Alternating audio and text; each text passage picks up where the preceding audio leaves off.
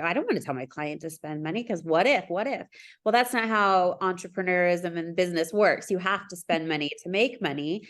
And it's a strategic way that you look at it. So if you're out buying purses and shoes, yeah, that's not a good, that's an expense. It's not going to give you any return on your investment. But if you're investing in hiring forward for your team, you're investing in equipment or improving your supply chain, things like that. Those are investments that are going to give you a return on every dollar that you're spending. Welcome to 7 to 8, our special series on 7 to 8 figure entrepreneurs. In this special series, I interview $1 million, some $10 million, and even some $1 million business owners who uncovered their twists and turns in their entrepreneurial adventure in order to help you to avoid the potholes and stick to the fast track. Welcome now to center stage, our next special guest. Hey there, peeps. This is Michelle Nedelec, and I'm super glad that you're here with us today because I'm here with my most amazing guest, Andrea. Andrea, thank you so much for being here with us today. Thanks for having me. Awesome. So give us a highlight of who you are and what you do for business. Sure. So I am a business strategist. I love numbers. I am the founder and CEO of a company called the Cash Flow CFO, and we help support entrepreneurs to get clarity on their numbers, make smart financial decisions based on data instead of a gut feeling. And we help them reach their financial goals and set up their business as an asset to increase the valuation so that when they choose to exit, they're going to get the most money for the asset that they've built and set themselves up for a nice retirement. I love it. So I get super excited when somebody combines business strategist and CFO in the same sentence. Normally that does not happen. So I'm super excited to have this conversation with you today. So let's just back up the bus a little bit. How did you get into kind of the CFO role as a thing? Yeah, well, gosh, all the way back, if you want to back the bus up that far, in college, I was playing soccer. And I couldn't decide on a degree to focus on. And so I said, oh, well, let's do business. I myself am a fourth generation entrepreneur, so it runs in my blood.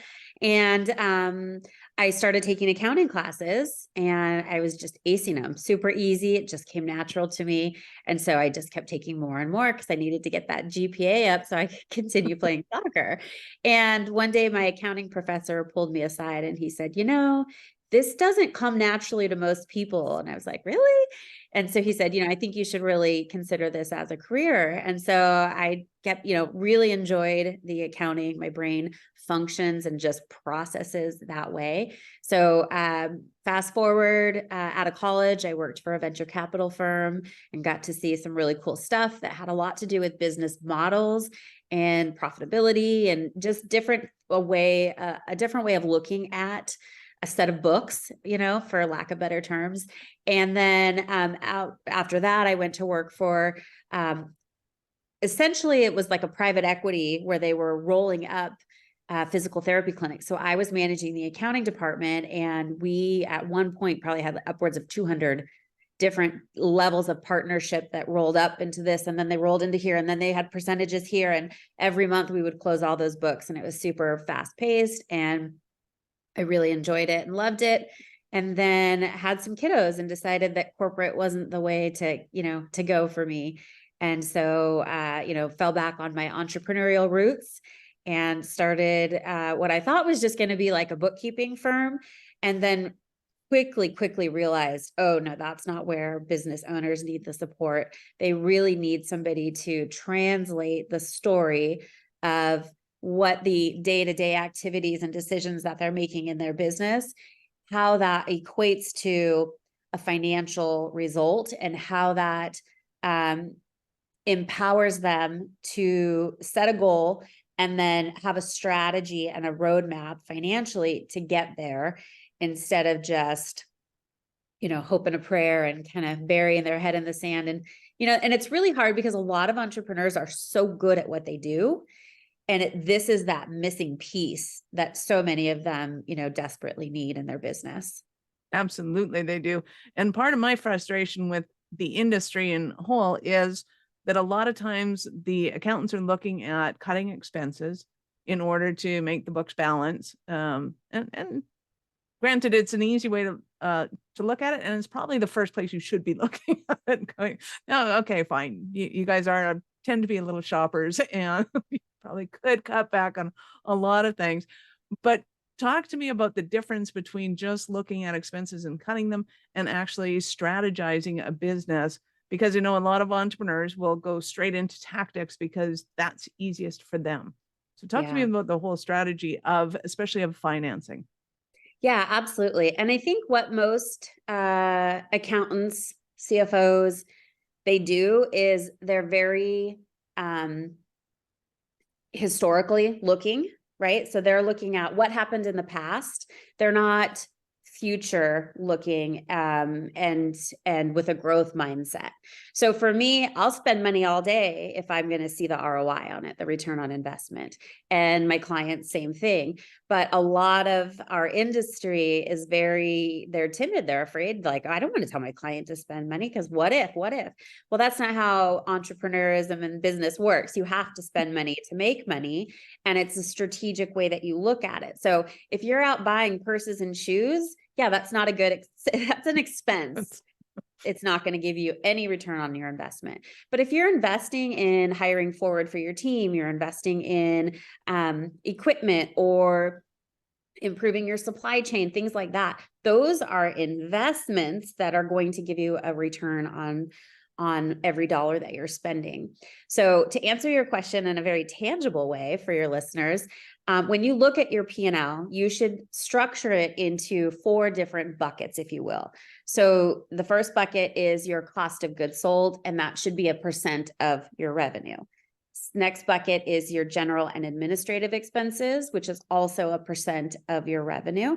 And then marketing. So any expense, any dollar that you spend to acquire a lead is a marketing, goes into that bucket. And then the 4th bucket is your profit bucket. And I call it a different expense bucket because it's not profit that you get to put in your pocket. So on your P&L, a lot of times business owners go, what the heck? I'm making all this money on paper, but then I go to my bank account and it's not sitting there. Where's the disconnect? And the reason for that is because there's a lot of cash spent in a business that doesn't get recorded on the P&L. And so when you look at your profit, that gets allocated to paying income taxes, taking distributions for the owner or dividends, paying down and servicing debt. So if you've got a car loan, you've got a business bank loan, you've got an idle loan, or any of those types of things, those are not going to show up when you make those payments. The principal is going to go on the balance sheet, not on the P&L. And then the last piece is reinvestment back into the business. So if you're looking to grow your business, you've got to use that profit bucket to strategically go, what am I going to do? How am I going to spend that? So it doesn't affect my operating cash flows, but it's going to, produce a result and help me grow the business. I love it. And I also love that you have the entrepreneurial background to understand kind of how that whole thing works. And because it is really difficult to be able to make some choices that you have to be able to make in a business of, okay, are we going to, pay the boss this month, or are we going to go and invest in this thing, which we think we need to in order to get a new market, in order to get more sales in order to, grow the business. And a lot of people go, well, just hire a salesperson. It's like, well, it's not as easy as that. And if you do that, then you have like a 3-month at least leeway to them figuring out the business and doing what they got to do. So is there kind of systems that you use to be able to help people to make those tough decisions? Yeah, absolutely. So it really goes back to knowing the metrics in your business. So what is your customer acquisition rate? What is your sales conversion rate? What is, when we're talking about, I want to grow my revenue. Okay, that's awesome. Let's figure out what is your most profitable offering, whether it's a product or a service. So when you look at your profit and loss statement, you should have it broken out by revenue stream in the income section. And then you should have your cost of goods or cost of revenue broken out in the corresponding to the income stream, so that you can see by income stream, what's the profit margin that you're getting from those. And then what does it cost you to acquire pick your top 2 revenue streams and go, okay, what does it cost me to acquire a new customer for those revenue streams? And then you work backwards. So that's how you're allocating how much you're spending in your marketing bucket. Because okay, if I have a revenue goal of increasing by $1 million next year, that equates to X number of new customers at this average transaction price. I know my sales conversion rate, so I divide backwards, and then I get to how many leads I need to have. So if you know your metrics, it's very, very simple to walk through and just create the formula, and that's really what is called a profit roadmap that we help our clients create. Nice. I love it. So is there any typical kind of, I guess, ideal client of yours, or ones that will typically go to you? Well, we actually, we work with clients in all different industries, which is really fun. That's where I think, I would say we get some of our best ideas and we cross-pollinate industries, and we'll say, hey, we're seeing something that works really good over here, and there's some similarities, and we'll bring and present some ideas and different ways of looking at things. And our clients really appreciate that. And that's a little bit of their competitive advantage, by us serving so many different types of industries and clients. Nice. I love it. So what would you say is your favorite part of your business? 100% strategy. Like I love tinkering with business models, and I honestly, like my happiest moments come when bring me a client who is losing money, who is just like ready to throw in the towel because they can't make it work. And it's literally doing what I just explained a little bit earlier, is breaking it down, understanding the metrics, understanding the levers to pull in the business. And exactly, if I do this, then I expect this, and then measure, monitor, and adjust, and just keep doing that process. And I can turn around any business, by doing that. And it's so great to see, because as entrepreneurs and business owners, like our personal livelihood is so intertwined with our business. I mean, we're saving for our kids to go to college. We've got aging parents. We've got all these extra pressures and stressors that are coming on us. And if your number one cash generating asset is your business and it's not doing well and you're struggling, then it's a really tough spot to be in. So I love when I can lend my expertise and help somebody walk through that process of being profitable. Nice. So I know the best time to call you is now, and the worst time to call you is when it's too late. So is there a time when it's actually, you're like, yeah, this is too late? No, not at all. I mean, there's a lot of times that clients will come to us and they've made some decisions that have gotten them in a little bit of a bind or a big bind. And there's always a way to, let's find some working capital. Let's get through this. Let's, even if your credit's not that great, we've got ways and team members that can help you to fix that so that you can get that working capital. We can turn things around. And, I don't think that, as business owners, if you have the grit and the tenacity to put in the work, then there's nothing that can't be solved. Right. I love that. Well, and I think I'd have to credit that back to your first few years in working for somebody else, in that level of creativity.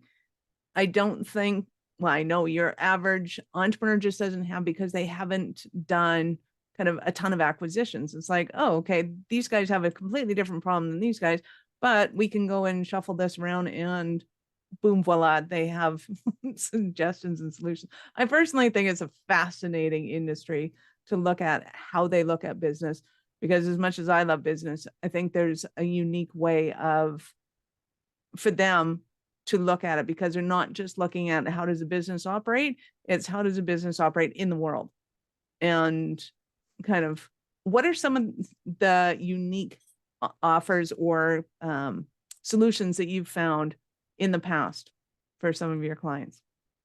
Well, a lot of times it's not the how, it's the who, right? So it's looking at who can I bring together to help solve this issue. So it might be that, when you run the numbers, you might realize this business model itself is broken and it doesn't work. So what are the tweaks that we need to make to still have the core offering, but adapt the model so that it's relevant and it's going to be competitive and it's going to, all the numbers make sense. And so I've been in plenty of times where we'll bring in, maybe two companies need to merge together because one has what the other one is missing, or economies of scale. So we offer fractional operational support. We offer fractional CFO, accounting. So those are pretty like big pillars in a business. So what we've been able to do is we're looking at, businesses that are maybe the owner has been in it for 20, 30 years. They don't have an exit strategy. They're looking for, I need to set myself up for retirement, and so I kind of play the matchmaker. Okay, who can we plug into this business to breathe some fresh life into it? They've already got a great customer base, a great brand. Those things are really hard to build, right? So if you've done that over 20, 30 years, you're, light years ahead, and that's an asset. And so how do we bring together opportunities for other people who have the skills that will complement, and then everybody wins? So those are my favorite like puzzles to put together, because I think that there's a lot of businesses that I see that just go, oh, I'm just going to close my doors because I don't have a plan in place. And really that breaks my heart, because your team is out of a job. You're not meeting the need of your consumers anymore. And so I think there's a lot of businesses out there like that just need to know this exists, right? That there's other businesses out there that can help them. Thanks, absolutely. So is there any business too big or too small to work with you? Well, we actually have some of our existing clients that are graduating from our fractional model. And we said, it's funny because we've got the two arms. We've got the CFO services and the accounting services. And at one point, the CFO was like, hey, our client is getting too big to pay the fractional model. It doesn't work for them anymore. They need to hire in-house. And so we're like, okay, so they're graduating into that, which is really cool. Because we always are going to do what's best for the client. And even if it means losing them as this side, they're going to, continue on with the CFO services, and then they'll just get that much, more of an in-house person. And so, so in that capacity, yeah. I love it. So in I'm looking for, what are some of the struggles or stumbling blocks that somebody might be having right now that they're thinking, oh my God, Andrea, I need you so badly. Is it solely just a cash crunch, or is there other things going on in their business? Yeah, it could be a cash crunch, or it could be, I'm stuck at this revenue level and I can't figure out what I need to do to unlock to get that growth that I want. It might be that they, see this opportunity in the market and they're just not sure what's that next step to capitalize on it. Maybe they want to grow through acquisitions and they need somebody to help support them through, due diligence on another company, or even identifying like, who should I acquire to hit my growth goals? Or they might be saying, gosh, I want to retire in 1 to 5 years. Is my business valuation as high as it can be? And am I set up for a smooth exit? A smooth sale, all of those types of things. Right. And what are some of the things that a business, if they're feeling like they're in a cash crunch or they're not growing and they're thinking, acquiring another business, how am I going to do that? I can't even run the one I have. How do you help them wrap their head around that one? Well, let me tell you, there is a lot of ways to acquire a business that is not cash out of your pocket, right? There's a lot of different ways, to earn in, or different ways to structure, an asset sale. So you're buying pieces, or there's just a ton of different solutions that can come up. And if somebody is looking at, like, if you identify a business owner who says, I'm getting tired of doing the day-to-day. I don't want to be in it for the long run, but I want to have an earn out over the next 5 years or something along those lines. Well, then that's a win-win, right? Because the acquiring business doesn't have to come out of pocket like they would if they were just outright buying it. And, they get a performance percent, there's all kinds of ways to structure that. So it definitely does not have to be cash out of pocket at the time of purchasing a business. Right. And have you ever had the experience of somebody who's thinking, like, I don't even know if, like, especially right now, I would think a lot of people are questioning whether or not they still have a viable business in this market. And it can be things as, commonplace as a restaurant, or it could be as, bizarre as, and going, yeah, people aren't spending money on this anymore. Is that true in your mind, or are there things that they just can't see because of the business model? Yeah, I mean, definitely if you don't know your numbers, if you don't know the metrics that drive your business model and the profitability, the potential profitability of that, then I could see where you could get really frustrated and you can feel defeated. But that would be the first step I would recommend them to do, is to look into that. And then from there, what they could do is, find somebody that can help them crunch those numbers if that's not their core skill. And then just see, they might have assets that are, very valuable to somebody else. Maybe you have a Facebook group of 1,000 people that somebody else wants to buy to be able to market their products to. So it's really looking at all the different assets and all the different components of the business. Awesome. So I know our listeners are going to want more from you. How did they start their journey with you? Yeah, absolutely. Well, you can come to our website, thecashflowcfo.com. I'm on all the social channels, and I'd love to chat with you. And especially if you're kind of like at those crossroads, like you mentioned, that's really where, we can shine and add a lot of value. And if you are looking at growing your company and you need that strategic partner to come alongside you and tell you, all right, here's what's coming next. And then we're going to do this. And then here's what's next. And we're going to do that. We'd love to have that opportunity.